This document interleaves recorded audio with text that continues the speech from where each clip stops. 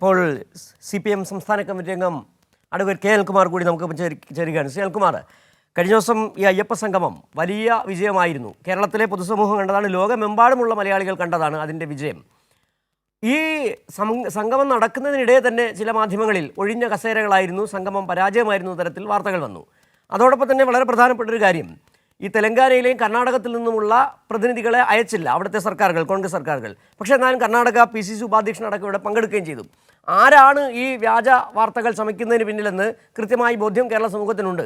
ആഗോള അയ്യപ്പ സംഗമം എന്ന് പറഞ്ഞാൽ സംസ്ഥാന സർക്കാരിനെ സംബന്ധിച്ച്, ദേവസ്വം ബോർഡിനെ സംബന്ധിച്ച് ഒരു ഗ്ലോബൽ പിൽഗ്രിമേജ് സെൻ്ററാക്കി മാറ്റുക, അതിനുവേണ്ടി ചർച്ചകൾ നടന്നു. അതിൻ്റെ വികസനവുമായി ബന്ധപ്പെട്ടാണ് ശബരിമല ഭക്താൽ ആ അയ്യപ്പ ഭക്തർ താല്പര്യമുള്ളവരെല്ലാം തന്നെ അയ്യപ്പ സംഗമത്തിന് ആ അർത്ഥത്തിൽ തന്നെ കാണുകയും ചെയ്തു. പക്ഷേ ചില ദുഷ്ടമനസ്സ് ഉള്ളവർക്ക് അതിനെ അങ്ങനെ കാണാൻ കഴിഞ്ഞില്ല. മന്ത്രി ഇന്ന് വളരെ കൃത്യമായ കാര്യങ്ങളിൽ മറുപടി പറഞ്ഞിട്ടുണ്ട്. വിഷമമുള്ള ഒരുപാട് പേരുണ്ട് ഇക്കാര്യത്തിൽ. അല്ല, എന്താണ് ശബരിമലയുടെ സന്ദേശം എന്നുള്ളത് ലോകത്തോട് പറയുക എന്നുള്ളതാണ് കേരളത്തിലെ സർക്കാർ ശ്രമിച്ചത്. അതിൽ ഒന്നാമത്തെ കാര്യം, നമ്മുടെ നാട്ടിൽ ഉള്ള, നമ്മുടെ രാജ്യത്തുള്ള, ലോകത്തുള്ള ഹിന്ദുമത ആചാരങ്ങളിൽ പ്രവർത്തിക്കുന്ന ക്ഷേത്ര സങ്കേതങ്ങളിൽ നിന്നെല്ലാം കുറെ കൂടെ വ്യത്യസ്തമായ ഹിന്ദുമതം മുന്നോട്ട് വെക്കുന്ന ഒരു പ്രധാനപ്പെട്ട തത്വം അതിനകത്തുണ്ട്. ആ തത്വം എന്ന് പറയുന്നത്, എല്ലായിടത്തും ദൈവ ചൈതന്യമുണ്ട് എന്ന് പറയുന്ന ഹിന്ദുമതം മുന്നോട്ട് വെക്കുന്ന ഒരു തത്വം അതിലുണ്ട്. അതാണ് തത്വമസി. അതിന്റെ അർത്ഥം, നിങ്ങൾ അന്യനായി ആരെയും കാണാതിരിക്കുക, എല്ലാ മതക്കാരനും ചെന്നു ചേരാവുന്ന, ചെന്നു ആരാധിക്കാവുന്ന ഒരിടമായി അതിനെ ഉയർത്തിയെടുക്കുക. ഇതാണ് ശബരിമലയുടെ തത്വം. ഈ തത്വത്തെ ലോകത്തിന് മുന്നിൽ വീണ്ടും ഉറക്കെ പറയാൻ കേരളത്തിലെ LDF സർക്കാരിനായി എന്നുള്ളതാണ് മതാതീത ആത്മീയത എന്നതുകൊണ്ട് ഉദ്ദേശിക്കുന്നത്.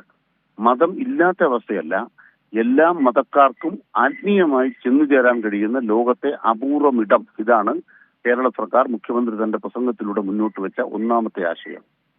ഇവിടെ സംഘപരിവാർ ഈ ശബരിമലയിൽ വാവരുസ്വാമിയുമായി ബന്ധപ്പെട്ട ഐതിഹ്യത്തെ ന്യൂനീകരിച്ച് വാവരുസ്വാമി ഇല്ലാത്ത ഒരാഖ്യാനം ഉണ്ടാക്കാൻ ശ്രമിക്കുകയാണ്.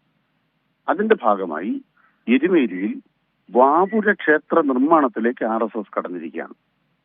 ആരാണ് വ്യാപുരൻ? നമ്മളിതുവരെ കേട്ടിട്ടില്ല. ഒരു പുതിയ ആഖ്യാനം RSS ഉണ്ടാക്കുകയാണ്. അതിനർത്ഥം എന്താണ്? വാവരുസ്വാമിയുമായി ബന്ധപ്പെട്ട്, ശബരിമലയുമായി ബന്ധപ്പെട്ട് രൂപപ്പെട്ടു വന്ന ഒരു സർവമത വിശ്വാസ സംഗമത്തിന്റെ മഹാതീർത്ഥാടന കേന്ദ്രം എന്ന അതിന്റെ പദവിയെ ദുർബലപ്പെടുത്തുക എന്നുള്ളതാണ് ഇതിന്റെ ഭാഗമായി അവർ പരിശ്രമിക്കുന്നത്. അപ്പോൾ വാവരുസ്വാമി ഉൾപ്പെടുന്ന അർത്തുങ്കൽ പള്ളിയിൽ നേർച്ച ഇട്ടിട്ട് ശബരിമലയിൽ ചെല്ലുന്ന മനുഷ്യരെ കുറിച്ച് മുഖ്യമന്ത്രി പറയുമ്പോൾ അത് ഒരു മതാതീതി ആത്മീയ സംഗമത്തിന്റെ ഇടമായി മാറുന്നു. മൂന്നാമത്തെ കാര്യം, ഇന്ന് നമ്മുടെ ശബരിമലയിൽ പ്രതിദിനം 1 ലക്ഷം പേരെ എത്തിക്കാനാവും. അത് 3 ലക്ഷം പേരെ എത്തിക്കാൻ കഴിയുമോ? ഇതിന്റെ 3 ഇരട്ടി ആളുകൾക്ക് ഒരു 5 കൊല്ലത്തിനിടയ്ക്ക് അവിടെ തീർത്ഥാടനം സാധ്യമാക്കാനാകുമോ? അതിനെന്തെല്ലാം മാറ്റങ്ങൾ ആവശ്യമുണ്ട്? ആചാരങ്ങളെ മാറ്റം വരുത്താതെ, 18-ാം പടിയുടെ ഘടനയിൽ മാറ്റം വരുത്താതെ എങ്ങനെ ഇത് സാധ്യമാക്കാം? ഇതാണ് വളരെ പ്രധാനപ്പെട്ട കാര്യം. ഇപ്പൊ 18-ാം പടിയിലൂടെ കയറുന്നതിനാണ് നിർബന്ധമായും നിശ്ചിത സമയത്ത് അതിന്റെ പടിപൂജ അടക്കമുള്ള കാര്യങ്ങൾ നടക്കുമ്പോൾ അതിന്റെ ഭാഗമായി ആചാരപരമായി വ്യക്തതയുള്ളത്. 18-ാം പടിയിലൂടെ അല്ലാതെയും ദർശനം സാധ്യമാണ് അവിടെ. അപ്പൊ എന്ത് വേണം? നിങ്ങൾക്ക് ദർശനത്തിന് വരുന്നവർക്ക് വ്യത്യസ്ത സൗകര്യങ്ങൾ ലഭ്യമായി കഴിഞ്ഞാൽ ഇതിനേക്കാൾ എത്രയോ ഇരട്ടി ആളുകളെ ഉൾക്കൊള്ളാനാകും. ഇത്തരം ആശയങ്ങൾ ഇവിടെ ഉയർന്നു വന്നു. ഇതൊന്നും സർക്കാരിന്റെ തീരുമാനങ്ങളല്ല. എല്ലാ ആശയങ്ങളും എന്താണോ അവിടുത്തെ ആചാരവിധികൾ അത് പാലിച്ചുകൊണ്ട് എങ്ങനെ ഇവിടുത്തെ വികസനം നടപ്പാക്കാം.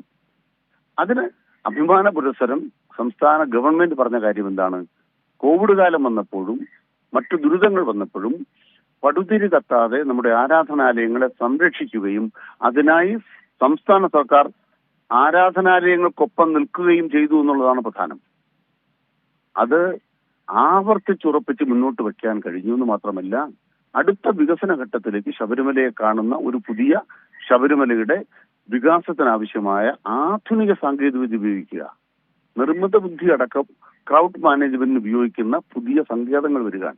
അത് പ്രായോഗികമായി അവിടെ പോയി നിന്ന് ആലോചിക്കുമ്പോഴാണ് അതിന്റെ പ്രത്യേകതകളും പരിമിതികളും മനസ്സിലാവുക. അതിനവിടെ പോയിരുന്ന് അവിടെ തന്നെ ആലോചിക്കുന്ന ഒരു സമൂഹം ഉയർന്നു വന്നു. അതിൽ പങ്കെടുത്ത ആളുകളുടെ എണ്ണം കോടികളോ ലക്ഷങ്ങളോ അല്ല, അവരുടെ ഗുണമാണ് പ്രധാനം. എണ്ണവും ഗുണവും തമ്മിൽ അനുപാതമുണ്ട്. തീർത്ഥാടനത്തിന് കോടികളെത്തും, നല്ല കാര്യം. വികസനത്തിന്റെ ചർച്ചയിൽ വരേണ്ടത്, അതിന്റെ ഭാവി വികസനത്തിന്റെയും ക്രൗഡ് മാനേജ്മെന്റിന്റെയും ചർച്ചയിൽ എത്തേണ്ടത് അതിൽ മനസ്സർപ്പിക്കുന്ന മനുഷ്യരാണ്. അവരവിടെ എത്തിയിട്ടുണ്ട്, അഭിപ്രായങ്ങൾ കൈമാറിയിട്ടുണ്ട്, സർക്കാർ അത് കേട്ടിട്ടുണ്ട്. അത് ഓർത്ത് നിരാശനാകുന്ന ആളുകൾ ദയവായി ഒന്ന് ആലോചിക്കേണ്ടതുണ്ട്. ഇത് മാതൃകാപരമായി നടത്താനിടയായി എന്നതിൽ ആശ്വസിക്കുകയല്ലേ വേണ്ടത്. ശബരിമലയ്ക്ക് നല്ലത് വരാൻ പോകുന്നുവെന്ന് സന്തോഷിക്കല്ലേ വേണ്ടത്. അതല്ല സുനിൽകുമാർ, ഈ നല്ലത് വരരുത് എന്ന് കരുതിയ ഒരു കൂട്ടർ അവിടെ ദില്ലിയിൽ സമാന്തരമായി അയ്യപ്പ സംഗമം നടത്തി, മറ്റൊരു കൂട്ടർ ഇവിടെ ആ അയ്യപ്പ സംഗമത്തിനെതിരായ വ്യാജ വാർത്തകൾ പ്രചരിപ്പിക്കുന്നു, കപട സംഗമമാണെന്ന് പറയുകയും ചെയ്യുന്നു. രണ്ടുപേരും ഒരേ തുണിൽ കെട്ടാൻ കഴിയുന്നവർ. അതെ, അതിന് യാഥാർത്ഥ്യം എന്ന് പറയുന്നത് എന്താണ്? ഇക്കാര്യത്തിൽ കോൺഗ്രസ് പെരുവഴിയിലായി. എങ്ങനെ കോൺഗ്രസ് പെരുവഴിയിലായി? നിങ്ങള് മണ്ഡൽ കമ്മീഷൻ റിപ്പോർട്ട് വന്നപ്പോൾ മണ്ഡൽ കമ്മീഷൻ റിപ്പോർട്ടിനോടൊപ്പമാണോ അതിനോട് എതിർക്കുകയാണോ? BJP എതിർത്ത രംഗത്തിറങ്ങി. കോൺഗ്രസോ അനുകൂലിച്ചില്ല, എന്നാൽ എതിർപ്പുകാരുടെ കൂടെയും പോയില്ല. അവസാനം എന്ത് പറ്റി കോൺഗ്രസിന്? ഉത്തരേന്ത്യയിൽ കോൺഗ്രസ് തീർന്നു. ഇപ്പൊ എന്താ സംഭവിച്ചിരിക്കുന്നത്? ശബരിമലയുമായി ബന്ധപ്പെട്ട വിഷയത്തിൽ RSSന്റെ അജണ്ട ഞാൻ ആദ്യം പറഞ്ഞു. ബാബുസ്വാമിയുമായി ബന്ധപ്പെട്ട ഐതിഹ്യത്തെ ന്യൂനീകരിക്കണം, അതില്ലാത്തൊരു ശബരിമലയെ അവിടെ നിർമ്മിക്കണം. അതിന് കോൺഗ്രസ് കൂട്ടാണ്. കോൺഗ്രസ് അതിനെ എതിർക്കുന്നില്ല. ബഹുമാനപ്പെട്ട KC വേണുഗോപാൽ മാതൃഭൂമി പത്രത്തിൽ ശബരിമലയുമായി ബന്ധപ്പെട്ട ഒരു ലേഖനം എഴുതി. ആ ലേഖനത്തിലൊരിടത്തും RSSകാർ ശബരിമലയുമായി ബന്ധപ്പെട്ട് അവരുടെ സംഘപരിവാർ വനിതകൾ കേസ് കൊടുത്തതിനെ കുറിച്ച് പരാമർശമില്ല. സംഘപരിവാരുകാർ സുപ്രീം കോടതി കേസ് കൊടുത്തൊരു വിധി വാങ്ങിച്ചതിനെ കുറിച്ച് KC വേണുഗോപാലിന് പരാതിയേ ഇല്ല. ഇതാണ് കോൺഗ്രസ്. ആ കോൺഗ്രസ് അപായകരമായ പതനത്തിലേക്കാണ് പോകുന്നത്. ഈ സംഭവം അതിനാക്കം കൂട്ടി. മാത്രമല്ല, ശബരിമല സംഗമത്തിന് തുടർച്ചയായിട്ട് ന്യൂനപക്ഷ സംഗമം നടത്താൻ പോകുന്നുവെന്ന് കെട്ടുകഥ പ്രചരിപ്പിച്ചു. ഇതൊക്കെയാണ് കേരളത്തിൽ നടക്കുന്നത്. കുറെ ചാനലുകളിൽ ഒറ്റ ദിവസം വാർത്ത. ഇവർക്കെല്ലാം ഒരേ വാർത്ത എങ്ങനെ ഉണ്ടാകുന്നു? ഇല്ലാത്തൊരു കാര്യം എങ്ങനെ ഒറ്റ ദിവസം വാർത്തയാകുന്നു? ന്യൂനപക്ഷ സംഗമം എന്നൊരു പരിപാടിയില്ല. ന്യൂനപക്ഷ ക്ഷേമ വകുപ്പ് ഒരു സെമിനാർ നടത്തുന്നുണ്ട്, സത്യമാണ്. അതിൽ ബന്ധപ്പെട്ടവരെ വിളിച്ചുകൂട്ടി ഒരു വകുപ്പ് നടത്തുന്ന പരിപാടിയാണ്. ഇതൊക്കെയാണ് കേരളത്തിൽ നടക്കുന്നത്. തുറന്നു കാട്ടപ്പെട്ടുകൊണ്ടിരിക്കുകയാണ് ഇത്തരം ആളുകളെല്ലാം. ശരി, വളരെ നന്ദി ശ്രീ അനിൽകുമാർ ഈ സാഹചര്യത്തിൽ പ്രതികരിച്ചു.